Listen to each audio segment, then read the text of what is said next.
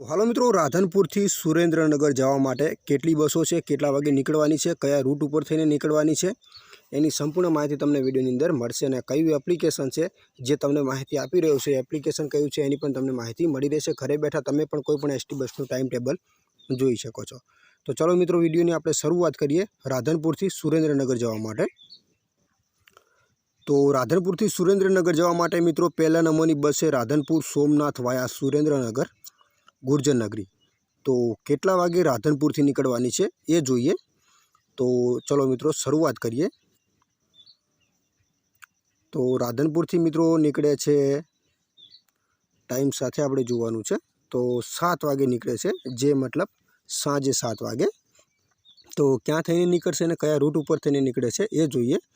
તો સમી તમને મળશે 7:30, શંખેશ્વર 8 વાગે, પાટડી 9 વાગે, સુરેન્દ્રનગર 10:35 પકડશે, મૂળી 11:15, ચોટીલા હાઈવે 12:10, ચોટીલા 12:20, રાજકોટ 1:15, વીરપુર ગોંડલ 2:35, જેતપુર 3 વાગે, જૂનાગઢ 3:45, કેશોદ 5 વાગે અને છેલ્લું સ્ટેશન છે સોમનાથ.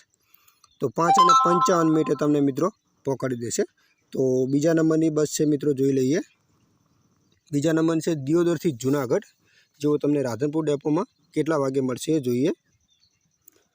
તો મિત્રો દિયોદરથી જૂનાગઢ છે, જે તમને દિયોદરથી નીકળે છે 7:30 સાંજે, જે ભાભર તમને મળશે 7:57 અને રાધનપુર મળશે 8:30. તો ક્યાં થઈને નીકળશે એ જોઈએ.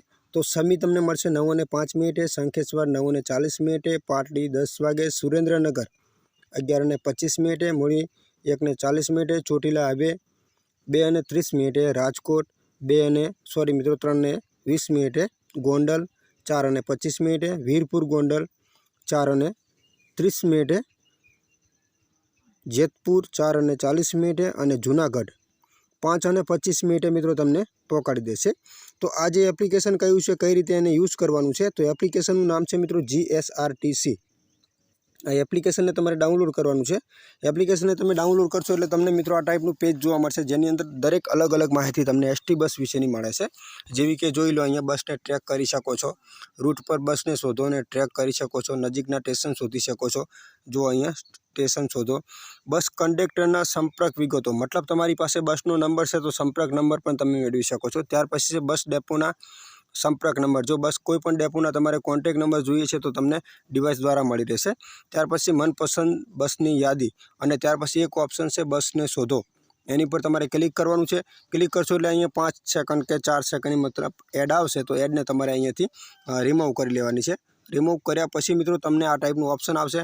અહીંયા તમને એક ઓપ્શન છે, પહેલાં તો જુઓ, પહેલાં તમારા ફોનની અંદર ગુજરાતી ભાષા ના આવતી હોય તો તમારા ફોનની ભાષા તમે ગુજરાતી કરશો તો આ એપ્લિકેશનની અંદર પણ ગુજરાતી ભાષા થઈ જશે. અહીંયા લખેલું છે ક્યાંથી ક્યાં, મતલબ ક્યાંથી ક્યાં, ત્યાર પછી તારીખ અને સમય લખેલો છે. તમારે કઈ તારીખનું ટાઈમ ટેબલ જોવું છે એ પણ જોઈ શકો છો. તો અહીંયા આપણે સર્ચ કરી લઈએ રાધનપુર દાખલા તરીકે. તો અહીંયા હું આવી રીતે લખું છું, જુઓ અહીંયા. તો આવી રીતે મેં લખ્યું છે, થોડાક બેકઅપ આવીએ એટલે અહીંયા આ ટાઈપ અહીંયા થોડુંક સર્ચિંગ થશે. તો આ રીતે હું લખું છું, જુઓ અહીંયા.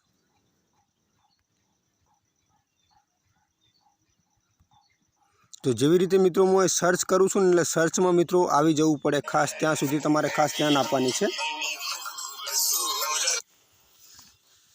તમારે અહીંયા આવી રીતે ખાસ ધ્યાન આપવાની છે, જુઓ અહીંયા. તો આ રીતે જો ઉપર આવી ગયું છે રાધનપુર લખેલું, તો એની પર તમારે ક્લિક કરી લેવાનું છે. અને અહીંયા નીચેના બોક્સમાં તમારે લખવાનું છે જ્યાં તમારે જવાનું છે.